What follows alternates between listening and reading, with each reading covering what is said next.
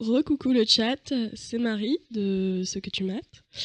Alors, je vais vous lire ma chronique. J'étais censée être extrêmement énervée pour cette chronique, mais on vient d'écouter Toxique dans la salle d'à côté, et du coup, en fait, je suis plutôt joyeuse, donc je sais pas ce qu'elle va donner cette chronique, d'accord ? Vous avez pris l'habitude, au bout de 2 nuits radio, que je vous parle de ma famille, de mes relations amicales et surtout de mes parents. Mais pas ce soir. Ce soir, le sujet va être un peu plus sombre, moins nostalgique et surtout moins familial. Ce soir, on va parler de cette petite bête qui vous parle quand vous ne trouvez pas le sommeil la nuit, ou lorsque vous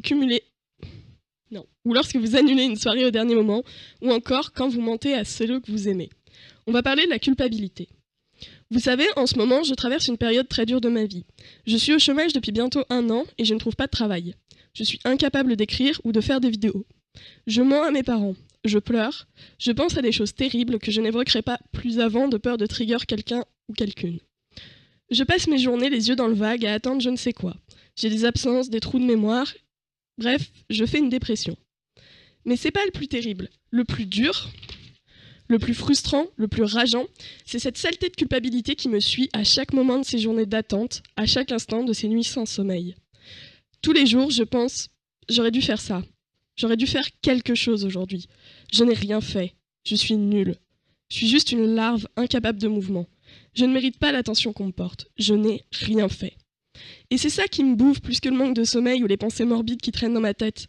Cette culpabilité permanente, dévorante qui me fait croire à chaque minute qui passe que je suis défectueuse, cassée, brisée, indigne d'affection, à jeter.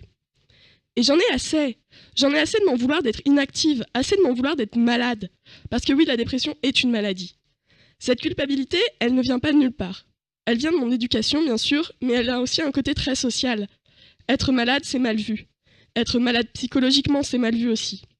Combien de fois j'ai entendu « fais un effort ». Tu cherches du travail ? Tu fais quoi de tes journées ? Tu te laisses aller, non ? Tu essayes de faire quelque chose ? J'en doute. Toujours des phrases, des questions incessantes sur l'activité, sur ce qu'on fait, des reproches muets sur ce qu'on ne fait pas. Le regard que portent mes proches sur moi pue les reproches, parce que contrairement à ce qu'on attend de moi, je ne fais rien. Dans leur tête, je devrais être active, sortir me promener, chercher du travail, essayer. La vérité, c'est que j'en suis incapable. Mais on attend de moi que je sois dynamique, proactive, que je sois une jeune 2.0 portée sur le travail, ambitieuse, une jeune Macron. Aujourd'hui, j'ai envie de râler. J'ai envie d'hurler ma rage de cette société qui refuse de me laisser aller mieux en paix, qui refuse de voir ce dont je souffre comme une maladie réelle, qui exige que je sorte, et que je me dépasse, quand je suis clouée dans mon lit à pleurer. J'ai envie de chier sur cette culpabilité qu'on m'impose, sur ces gens qui me voient comme actrice de mon propre mal quand j'en suis la victime. J'ai envie de nier notre héritage catho qui nous impose encore et toujours d'être coupable de quelque chose même si on n'a rien à se reprocher. Vous voulez que je sorte et que j'aille dans les transports alors que je risque à tout instant de finir sous un métro ? Vraiment ? J'en ai assez de me sentir coupable et j'en ai assez que d'autres se sentent coupables.